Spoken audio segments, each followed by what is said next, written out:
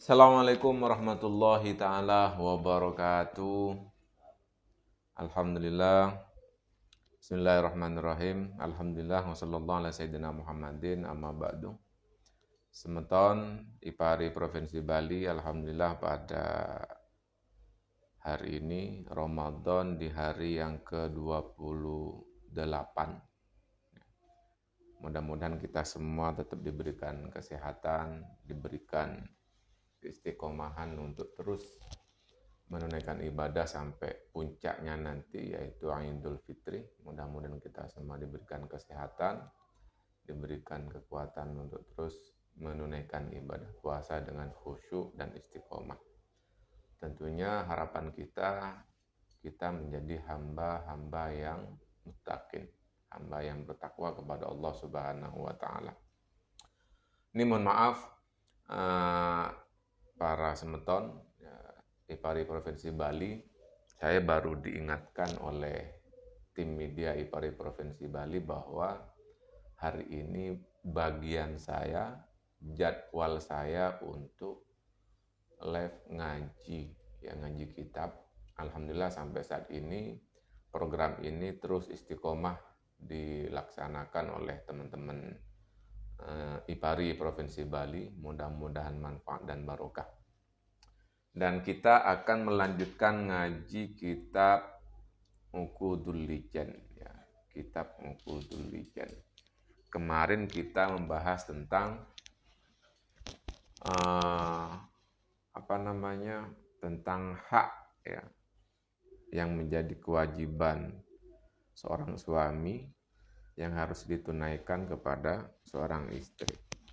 Nah, sekarang kita akan membahas beberapa redaksi dari kitab Uqudul Lijan. Ya.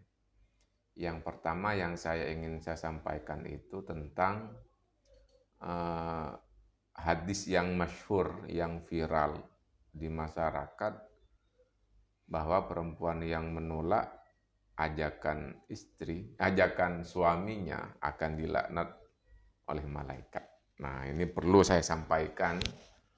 Sekaligus perlu saya luruskan bahwa hadis ini harus benar-benar kita pahami secara kontekstual, ya, agar mendapatkan kemaslahatannya dalam rumah tangga. Hadisnya begini: idza batatil mar'atu hajiratan firasha zawjiha la'anat hal malaikatu hatta tusbiha.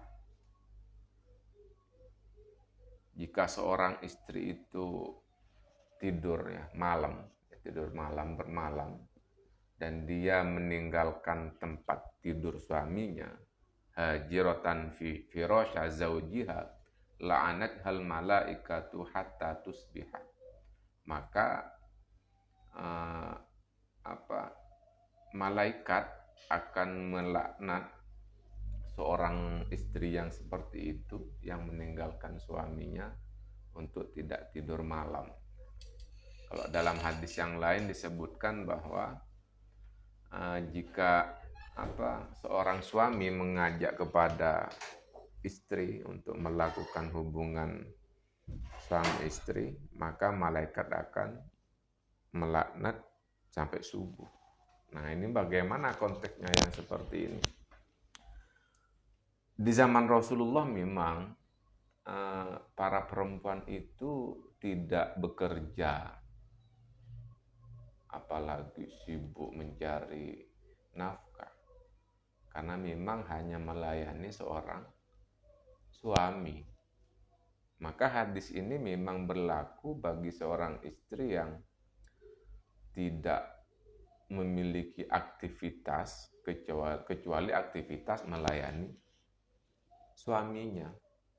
Nah, kalau semisal ada seorang istri dari pagi, jangankan dari pagi, sebelum sudah beraktivitas menyiapkan prepare kerjaannya, kemudian setelah subuh menyiapkan beres-beres rumah, menyiapkan sarapan, kemudian setelah itu berangkat kerja, setelah datang dari kerja masih beres-beres, masih menyiapkan, semuanya dilakukan oleh seorang istri, kemudian di malam harinya istrinya itu pasti lelah, capek ya. Kemudian suaminya datang ngajak untuk melakukan hubungan suami istri, istrinya menolak. Lalu suaminya menggunakan hadis ini, bahwa seorang istri yang menolak ajakan suaminya itu akan dilaknat sampai subuh oleh malaikat. Nah, hadis ini tidak berlaku bagi seorang istri yang aktivitasnya seperti itu. Ya. Dari sebelum subuh sampai malam masih beraktivitas, capek kan. Lalu istrinya diserang dengan hadis yang seperti itu. Maka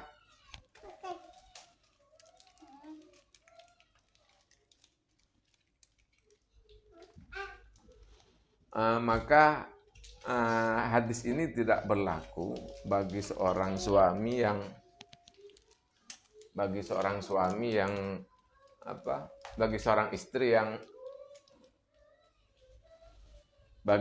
istri yang melakukan aktivitas seperti itu. Ya. Jadi harus benar-benar seorang istri yang memang hanya beraktivitas melayani seorang suami. Baru istri yang seperti itu dilaknat. Tapi kalau seorang istri yang memang berkarir, apalagi kerjaannya berat, misalnya jaga warung, jualan, macam-macam, maka hadis ini perlu dimusyawarahkan. Kalau memang seorang istrinya sudah capek, maka seorang suami itu harus berbicara dengan cara yang baik, tanpa harus mengancam dengan laknat malaikat tadi itu. Makanya dalam rumah tangga itu yang paling penting adalah komunikasi dan klarifikasi. Dari mana ya? Ya masuk barusan. Mengganggu. Oke, intermezzo semeton Ipari Provinsi Bali. Jadi hadis ini memang harus kita pahami, terutama seorang suami ya, seorang suami. Ini dalam kitab Muqadul Lujan memang dijelaskan hadis ini harus benar-benar dipahami sesuai dengan konteksnya. Sekali lagi kalau istrinya memang berkarir, apalagi bekerja sampai capek, maka hadis ini tidak berlaku bagi seorang istri yang seperti itu. Hadis ini berlaku bagi seorang istri yang hanya melayani suaminya. Nah, kemudian dalam hadis yang lain disebutkan misalnya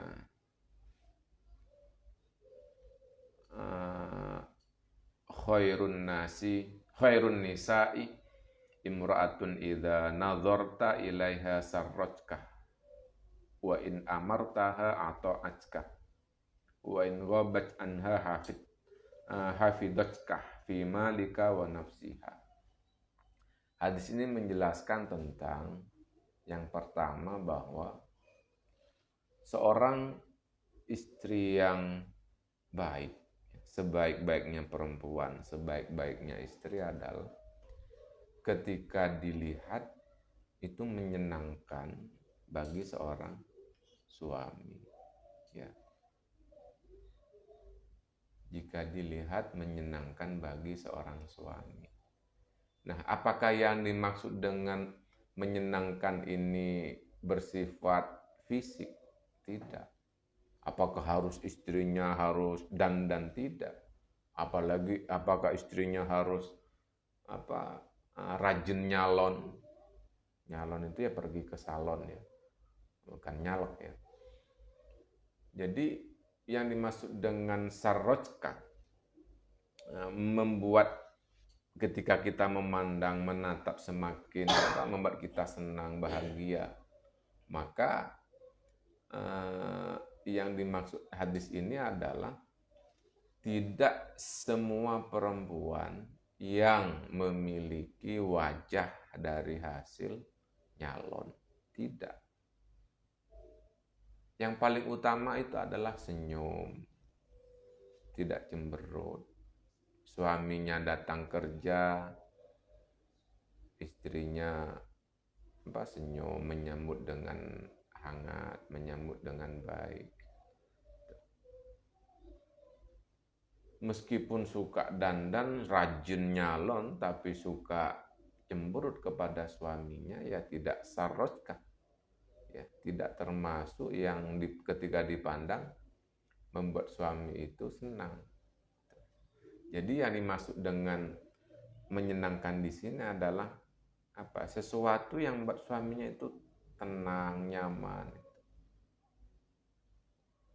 Apakah cemberut atau marah-marahnya istri itu membuat suami tidak senang? Ya tidak semuanya. Karena ada seorang suami yang justru sangat senang ketika istrinya ngomel-ngomel, istrinya marah-marah. Kenapa? Karena istrinya merasa bersyukur. Suaminya merasa bersyukur istrinya masih sehat. Ya kan? Istrinya masih normal itu. Kalau istrinya sudah kok udah nggak ngomel-ngomel atau nggak marah-marah, ini suaminya bertanya-tanya, bertakon-takon ya kalau bahasa Jawanya itu. Jadi yang dimaksud dengan yang dimaksud dengan membahagiakan seorang suami ketika dilihat itu memang relatif ya, memang relatif. Terutama adalah kecantikan dari dalam, inner beauty ya, inner beauty. Jadi seorang istri itu jangan memaksakan secara fisik sampai rajin ke nyalon misalnya untuk menyenangkan suami, tidak. Seorang suami itu sebenarnya sederhana. Ya Pak Bambang ya, sederhana. Tidak harus glamor kan, apalagi yang pakai jilbab lilit-lilit sampai kayak sarang burung, enggak. Ada rata-rata mayoritas seorang laki-laki atau suami itu lebih suka yang natural. Ini hasil penelitian dari Pak Bambang ini. Begitu. Jadi yang dimaksud dengan menyenangkan seorang suami itu adalah wajah yang buat suaminya sejuk, tenang, senang. Tidak harus secara fisik, tidak. Berdandan terus, tidak. Bahkan bangun tidur pun itu bisa juga membuat suami senang dengan wajah yang memang natural. Kemudian yang kedua, ketika wa'in amartaha atau ajkah. Ketika suaminya memerintahkan, maka istrinya itu taat. Ya, maka istrinya itu taat. Apakah istri yang tidak taat tidak termasuk istri yang solehah? Ya tidak begitu juga ya. Karena memang ada beberapa ketentuan yang harus benar-benar dipahami dalam rumah tangga itu adalah ketika perintahnya itu bertentangan dengan syariat misalnya. Ketika perintahnya itu tidak di luar kemampuan istri misalnya. Ketika perintahnya itu malah membuat mudorot, tidak membawa kemaslahatan. Jadi harus dipahami perintah yang seperti apa yang harus ditaati. Ya perintah-perintah misalnya seorang suami memerintahkan agar diam di rumah, agar tidak pergi, agar tidak ikut-ikutan temannya. Itu wajib ditaati, ya, wajib ditaati. Ya, ada yang bilang begini, masak itu kan tidak wajib bagi seorang istri, Ustaz. Ngepel, nyapu, itu bukan kewajiban istri, tapi kewajiban suami. Memang iya, bukan kewajiban suami. Tapi ketika suaminya memerintahkan, sayang, masak pagi ini ya, nyapu jangan lupa ya, nyuci. sampai bersih ya. Itu kan perintah, maka wajib ditaati. Ya kurang lebih begitu ya. Intinya dalam rumah tangga itu adalah, dalam fikih pun ya, ini berbicara fikih. Dalam fikih pun aturan dalam rumah, ketentuan dalam rumah tangga itu tidak bersifat paten, apalagi harga mati, tidak. Ya misalnya kayak mahar, misalnya kayak nafkah, kemarin sudah dibahas. Fikih memang memberi ketentuan, tapi dalam rumah tangga itu ada ketentuan-ketentuan yang memang harus juga dibahas sesuai dengan konteksnya, sesuai dengan kebutuhannya. Begitu. Mahar misalnya wajib bagi seorang suami.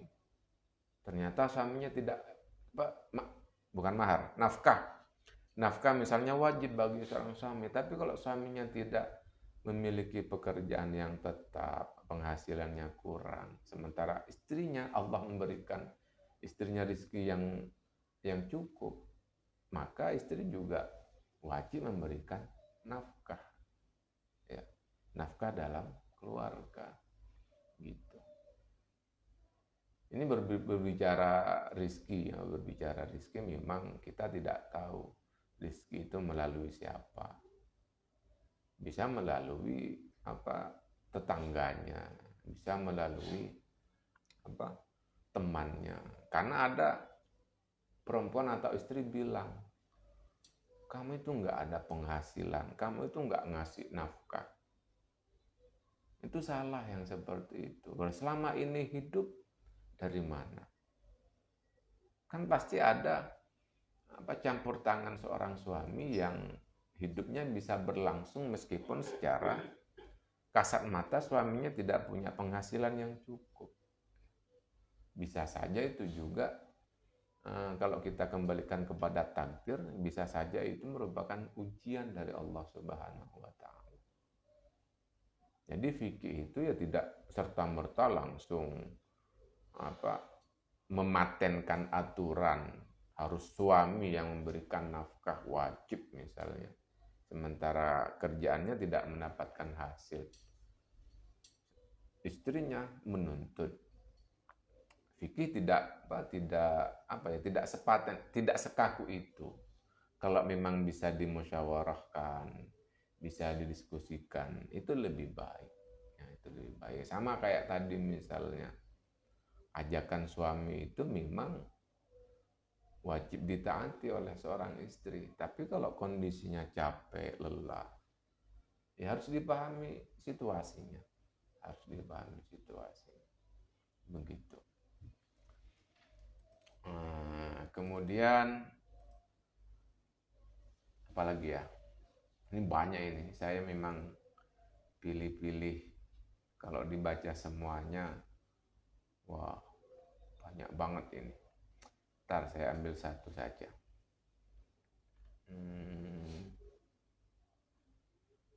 Satu lagi, maksudnya nambah satu lagi. Mana ya tadi? Ada yang menarik.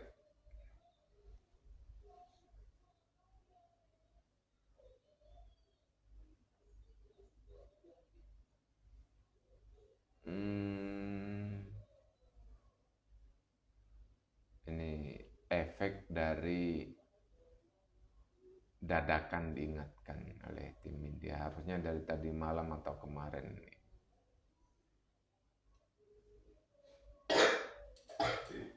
Allah.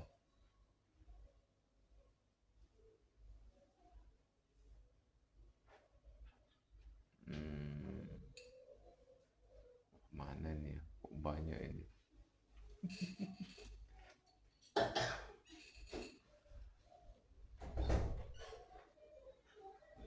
Ini sebagai penegas, ya, sebagai penegas dari pembahasan tadi itu hadisnya, khairukum khairukum linisaihi wa ana khairukum linisai.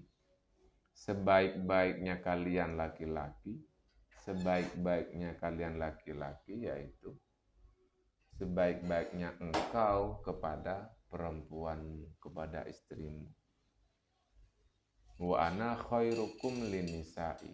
Dan saya, sabdanya Rasulullah, saya sangat baik kepada istri-istriku. Nah, ini yang harus menjadi dasar bagi seorang suami untuk bisa bersikap kepada istrinya. Ya, meskipun suami itu sebagai pemimpin, meskipun suami itu memiliki hak yang lebih tinggi misalnya, memiliki kuasa yang lebih tinggi misalnya, tapi semua itu harus didasarkan kepada hadis ini. Khairukum linisa'i, harus memiliki sifat sikap yang lembut kepada seorang istri. Wa ashiruhunna bil ma'ruf. Pergaulilah mereka istri-istrimu bil ma'ruf dengan cara yang baik. Memang seorang suami yang menentukan memiliki hak dalam rumah tangga, tapi semuanya itu harus didasarkan kepada ashiruhunna bil ma'ruf. Berdasarkan kepada perilaku yang baik. Jangan semena-mena, mentang-mentang seorang suami memperlakukan istrinya sewenang-wenang. Itu salah ya, seperti itu. Jadi dalam hubungan dalam rumah tangga itu memang harus didasarkan kepada wa ashiruhunna bil ma'ruf. Begitu. Mungkin demikian yang bisa saya sampaikan. Mungkin nanti kita akan lanjutkan di pertemuan berikutnya, program IPARI Provinsi Bali yang berikutnya. Syukran wa barakallahu fikum. Assalamualaikum warahmatullahi taala wabarakatuh.